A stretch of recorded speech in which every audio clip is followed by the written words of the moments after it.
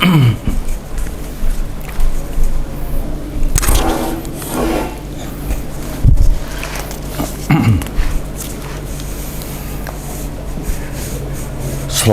berjumpa kembali dalam channel kita Bebaskan Belajar Bersama Aspek Kehidupan. Salam kita dahsyat luar biasa, jadilah pribadi unggul. Nah, pada kesempatan ini saya sebagai warga negara yang mungkin tidak punya posisi apa-apa sebagai rakyat kecil, saya juga punya hak untuk memberikan apresiasi, stroke positif. Sebenarnya stroke itu diperlukan untuk setiap orang ya, mungkin malah bukan orang. Kadang-kadang hewan peliharaan kita itu kita kasih stroke positif, dia juga akan setia kepada tuannya ya. Jadi kembali lagi, stroke itu ada 3. Stroke positif, dukungan mental yang positif. Stroke negatif, memberikan koreksi, feedback untuk perbaikan. Nah, dua-dua ini penting. Stroke positif jelas penting. Kemudian negatif itu perlu untuk koreksi. Nah, yang paling tidak benar itu justru stroke indifference. Ya. Tidak positif, tidak negatif, dibiarkan saja.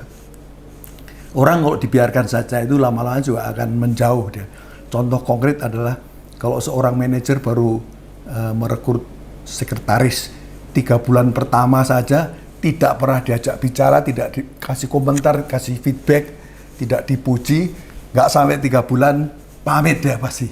Karena apa? Stroke indifference, diacuhkan saja. Nah, kali ini saya akan memberikan stroke positif kepada pemerintahan yang baru ini. Walau bagaimanapun, stroke ini perlu sebagai pendukung, dukungan mental. Syukur-syukur mereka menjadi dukungan lah, sokongan secara mental dari rakyat yang tidak ada apa-apanya. Tapi itu penting, dalam keluarga stroke positif tetap perlu. Jadi jangan sampai ada yang mengatakan, ya memang itu tugas pemerintah lah itu. Betul, tapi kalau diberikan stroke positif, kemudian mereka memberikan hal-hal yang memang program yang positif bagi negara, bagi rakyat, ya kita berikan apresiasi. Nah, ini yang saya lihat beberapa hari ini muncul dari pihak pemerintah. Yang pertama itu tampaknya mudah-mudahan ini menjadi realisasi yang konkret ya. Tiket pesawat di masa-masa peak season puncak Natal dan Tahun Baru itu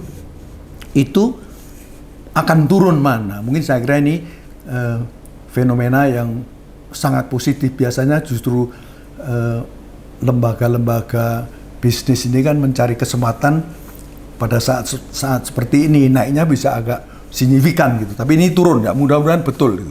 Tapi itu salah satu gagasan yang sangat positif karena banyak warga negara kita itu yang akan mondar-mandir ke kota-kota tertentu, pulang ke kampung halaman atau bahkan ke luar negeri, dan ini akan sangat terbantu dengan turunnya harga tiket pesawat.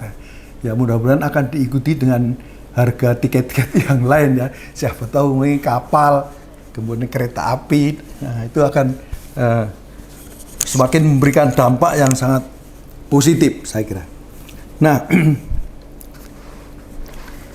itu pertama. Saya melihat bahwa ini perhatian pemerintah yang konkret, yang real ya. Sangat realistis kebutuhannya apa sih sebenarnya masyarakat. Yang kedua adalah kemarin ini saya melihat ada acara khusus dari lembaga Adiaksa. Jadi mereka menyebutnya sebagai jurnal Adiaksa. Wah, ini sangat-sangat positif. Walau bagaimanapun lembaga-lembaga ini ya semua lembaga saja itu memang jauh lebih bagus kalau memberikan informasi kepada masyarakat supaya tidak muncul penyakit DFK ya, disinformasi, kemudian fitnah dan kebencian. Jadi sampaikan saja apa capaiannya, KPI apa yang sudah tercapai, performance apa yang disampaikan. Yang negatif pun juga nggak apa-apa. Oh, ini ada kesalahan, ada kegagalan, no problem.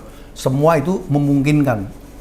Sejauh memang diusahakan supaya terus diusahakan perbaikan. Jadi nampak kejaksaan mulai bebenah dengan cara memberikan informasi, dan itu tampaknya akan reguler itu di satu stasiun TV ya. Kalau itu bisa dilakukan dari ujung atas Kejaksaan Pusat turun sampai ke daerah-daerah, wah itu saya kira sangat bagus, akan sangat bagus gitu. Nah, ini mudah-mudahan juga akan ditiru oleh lembaga lain. Bahkan nanti kok sudah kuat sebenarnya kejaksaan kuat, maka KPK itu sebenarnya tidak perlu, karena KPK itu kan merupakan lembaga sementara, yaitu sementara kejaksaan dan kepolisian waktu itu dianggap kurang performance-nya, sehingga dibentuklah KPK. Tapi kalau sudah kembali kepada posisi yang benar, saya kira KPK bisa ditiadakan kembali dan tidak perlu memang gitu. Nah, itu mengenai tindakan bebenah di tingkat kejaksaan, ya, lembaga kejaksaan. Ya mudah-mudahan itu akan merembet ke lembaga-lembaga lain, departemen atau badan dan sebagainya, perangkat dari pemerintahan. Yang ketiga, saya melihat juga ada tindakan yang konkret juga nih, walaupun mungkin itu memang merupakan visi dari presiden baru kita ya. Jadi tegas, lugas dia sampaikan, kurangi rapat-rapat di hotel, nggak perlu rapat-rapat di hotel. Kalau bisa di kantor yang sudah punya aula, punya tempat yang cukup representatif, ya cukup lah. Ngapain harus ke hotel mahal? Itu kan buang-buang biaya gitu. Bahkan kalau perlu rapat-rapat koordinasi sampai dengan di unit-unit di daerah, sebenarnya cukup dengan menggunakan teknologi yang sekarang sudah canggih dengan Zoom dan sebagainya, itu bisa diterapkan dan cukup efektif.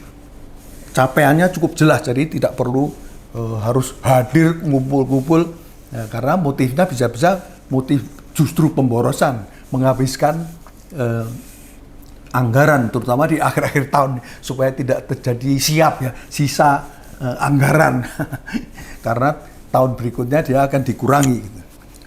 Juga yang ditegaskan itu dalam beberapa hari adalah kurangi perjalanan dinas ke luar negeri.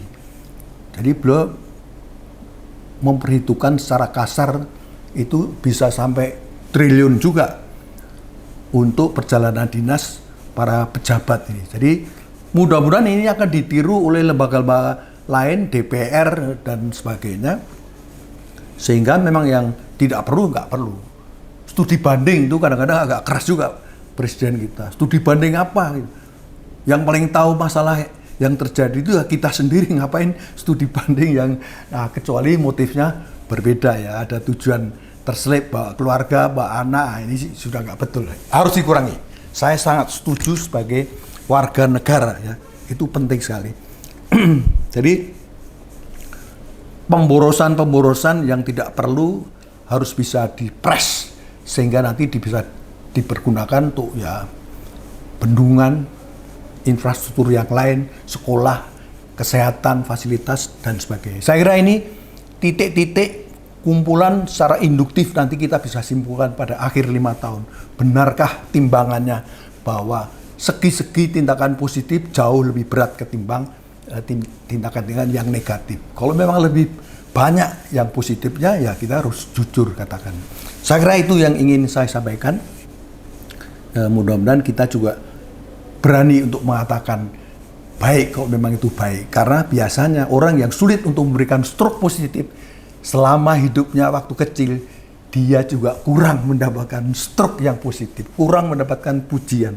Sehingga waktu dewasa, pelit memberikan pujian, berat sekali untuk memberikan pujian. Tapi itulah manusia. Kita harus belajar hal-hal yang kelihatannya sepele. Mudah-mudahan itu bisa menjadi keuntungan bagi kita semua. Terima kasih sekali lagi, dahsyat luar biasa, jadilah pribadi unggul. Terima kasih.